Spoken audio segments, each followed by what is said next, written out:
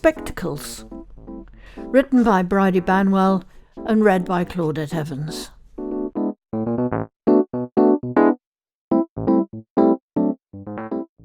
Sam, as always, was alone that Saturday morning. His mum had almost pushed him out of the door in a haste to get him out of the house. She meant well, just wanted him to go out and enjoy himself like all the other youngsters his age. But he wasn't like the others.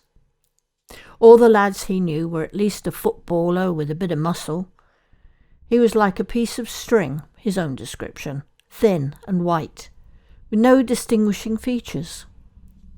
At 15, he was no taller than he had been at 12, and stood 5 feet 2 inches. He had so many derogatory nicknames. Maybe there was a category in the Guinness Book of Records. If so, he may be in with a chance of becoming a record breaker. The thought made him smile, until he remembered the ugly braces on his teeth, and he quickly closed his lips tightly together. He wasn't entirely friendless, but the group who wanted to hang around with him were all pretty much nerdy, which made them easy targets for the bullies to pick on. He wanted to step away from all that and be accepted as being a normal teenage lad. He was possessed of a great intelligence, and passing exams was so easy for him. His ability to retain and access knowledge was almost superhuman. His memory truly was photographic, and he was certainly grateful for this gift. He just wished there were other attributes to accompany it. His mum kept telling him that in time he would grow taller and fill out a bit. Then, when the braces had finally done their job of straightening his molars, he would have the most beautiful smile ever. She said he should look in the mirror and learn to be less critical. He had lovely wavy blonde hair, eyes as blue as the ocean, and not an acne spot to be seen. Well, she would say that. She was his mum. And if he looked like a warty toad, she would still think he was the best-looking lad in the world. When Sam looked in the mirror, his reflection showed a blonde-haired, pale-eyed, bleach-skinned wimp in braces that made his teeth look imprisoned in metal cages. He trudged down the garden path, shoulders hunched in a defensive manner, hands clenched tight inside his pockets, eyes downcast, hidden from the world. He was deep in thought, and his footsteps automatically led him to the main street of town and the shopping centre. He barely knew where he was until he heard the sound of busy traffic and people on the street talking to each other, or in the main on their mobile phones. He couldn't fail to notice the groups of young girls wandering along the high street, staring into the shop windows, some of them linked arms, bags slung over their shoulders, hair flying as they seemed to float along without a care in the world, or so it seemed to him. He knew that when it came to girls, he was invisible, or worse, pitied for being, in their eyes, such a wimp. He nearly tripped up as a woman with a pushchair crossed his path. He apologised, knowing it was his fault for staring at the pavement. The woman smiled. "No harm done." He smiled back, then remembered his braces, and closed his mouth tight shut. The woman frowned.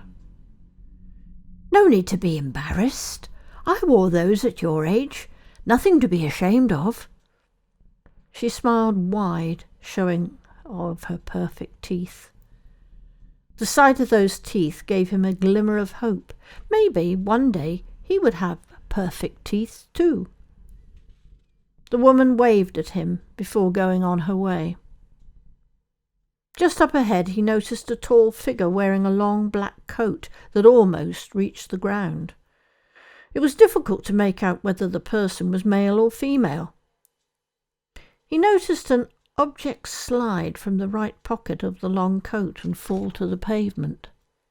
He ran forward and picked up the object, and as he looked up, lost sight of the tall figure in the crowd. He ran as fast as he could to try and find the owner, but it was impossible. Strange. It was as if the person had disappeared. Sam stopped running. He spotted a bench not too far ahead and made his way there quickly and sat down. He pulled the object from his jacket pocket and gasped in amazement. It was a glasses case, but no ordinary glasses case. The Marc Jacobs logo was stamped in gold lettering on the slim, highly polished black case. He opened the case, and an excited whistle issued from his lips. The Blaze sunglasses with silver frames must have cost at least a couple of £100. He hesitated for at least 5 seconds before taking the glasses out, unfolding the arms and putting them on. As he settled the arms into place around his ears, a strange sensation came over him. His shoulders rose and straightened. He could actually have sworn he'd grown taller, crazy as the thought was. He found himself laughing at such a ridiculous idea. His mouth was wide open now as he laughed out loud, and just this once didn't worry about covering the brace on his teeth. He took off the glasses and put them back in the case. That slight surge of confidence vanished. His shoulders once again slumped in their usual defensive position. Sam sat on the bench for what seemed like hours, wondering if he should take the sunglasses to the police station and hand them over to lost property. It was the right thing to do, after all, and the glasses were very valuable, so would be missed by the owner. He wandered around town aimlessly for a long time, thoughts churning inside his head. Something was compelling him to put the glasses back on. He wanted once more to feel that boost of confidence that he had when the glasses were in place. He needed to know if they really did have some power, or had it been wishful thinking. He took the case from his pocket and stared at the logo for ages. At last he opened the lid and took the glasses out and put them on. A surge of energy coursed through him like the rush of high-octane adrenaline. Once again his shoulders straightened, his head rose high to look straight ahead, filled with an air of new-found confidence, instead of trying to hide from the world. He stood up straight once again, and was convinced he had grown taller somehow. The smile on his face beamed bright, unashamed that his braces were now on show for everyone to see.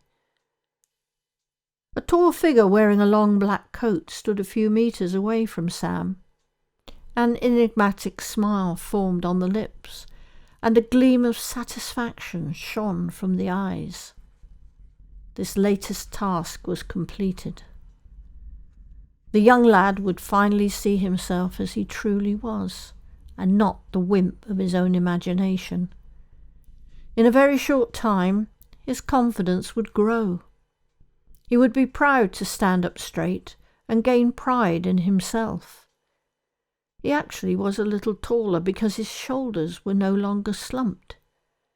His teeth would soon be free of the braces, and his smile would attract the kind of attention he craved. Life for Sam was already better off.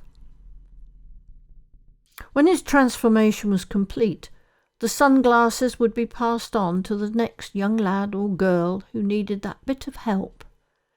Their lives would be transformed when that bolt of energy boosted their confidence and made them see themselves how they really are, not as imagined.